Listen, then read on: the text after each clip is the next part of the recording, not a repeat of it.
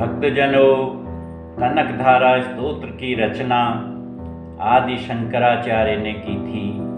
इस स्तोत्र को पढ़ने से दरिद्रता दूर होती है और धन संपदा की प्राप्ति होती है।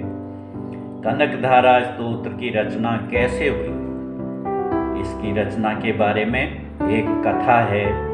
एक बार आदि शंकराचार्य भिक्षा मांगने के लिए घूमते घूमते एक गरीब वृद्धा के घर पहुंचे।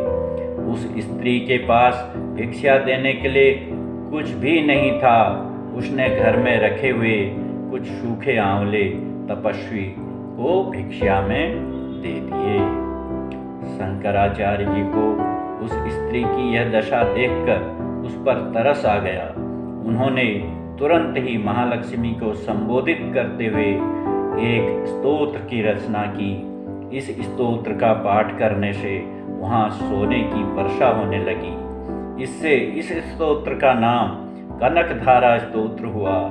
कनकधारा स्तोत्र माता लक्ष्मी को प्रसन्न करने वाला सबसे बड़ा मंत्र है। नियमित तौर पर कनकधारा स्तोत्र का पाठ करने या सुनने वालों को धन धान्य की कमी नहीं रहती और लक्ष्मी माँ की कृपा सदैव बनी रहती है। अथ स्तोत्रम्। अंगम हरे पुलकभूषणमाश्रयन्ती भृङ्गाङ्गनेव मुकुलाभरणं तमालम् अंगीकृताखिल विभूतिरपाङ्गलीला माङ्गल्यदास्तु मम मङ्गलदेवतायाः।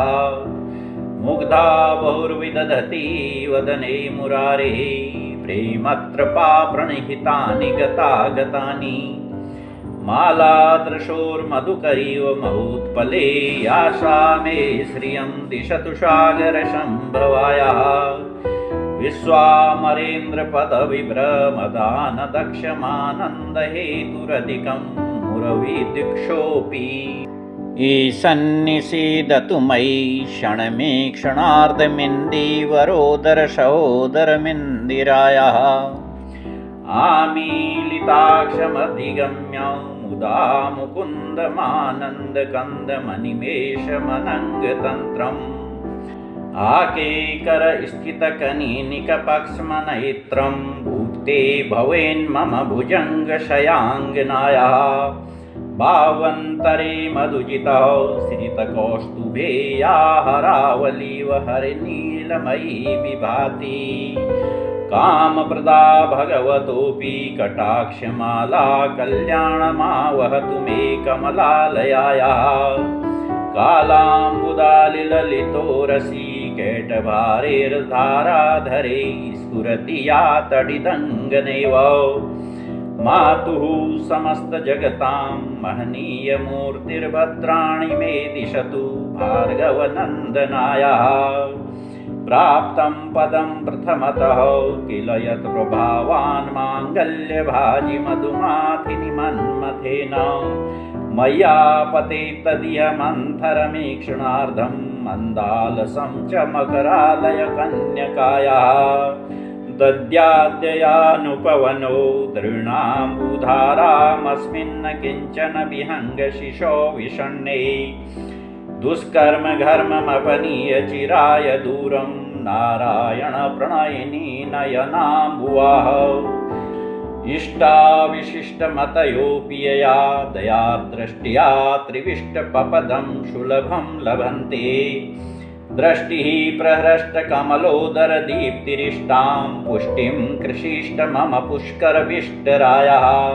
गीर्देवतेति गरुडध्वजसुन्दरीति शाकम्भरीति शशिशेखरवल्लभेति। सृष्टिस्थितिप्रलयकेलिषु संस्थितायै तस्यै नमस्त्री भुवनैकगुरुस्तरुण्यै। श्रुते नमोस्तु शुभकर्मफलप्रसूते रत्ते नमोस्तु रमणीयगुणार्णवायै। शक्तये नमोस्तु शतपत्रनिकेतनायै पुष्टये नमोस्तु पुरुषोत्तमवल्लभायै।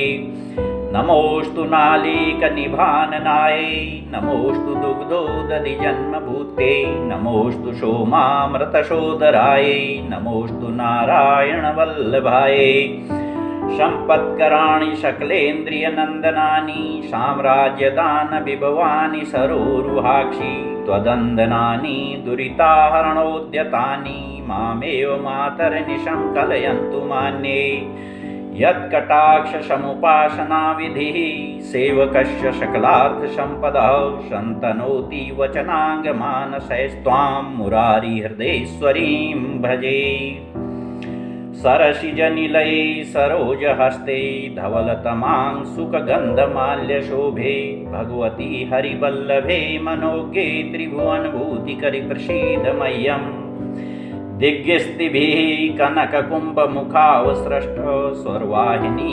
विमलचारुजलप्लुताङ्गी मां प्रातर्नमामि जगतां जननीमशेषलोकादिनाथगृहिणीममृताब्धिपुत्रीं मां कमले कमलाक्ष वल्लभे त्वं करुणापूरतरङ्गितैरपाङ्गे अवलोकय मां किञ्चनानां प्रथमं पात्रं कृत्रिमं दयायाः स्तुवन्ति ये स्तुतिभिरमुभिरन्वहं त्रयीमयीं त्रिभुवनमातरं रमाम गुणाधिका गुरुतरभाग्यभागिनो भवन्ति ते भुवि बुधभाविताशयाः श्रीभगवत्पादशङ्करविरचितं कनकधारास्तोत्रं सम्पूर्णम्।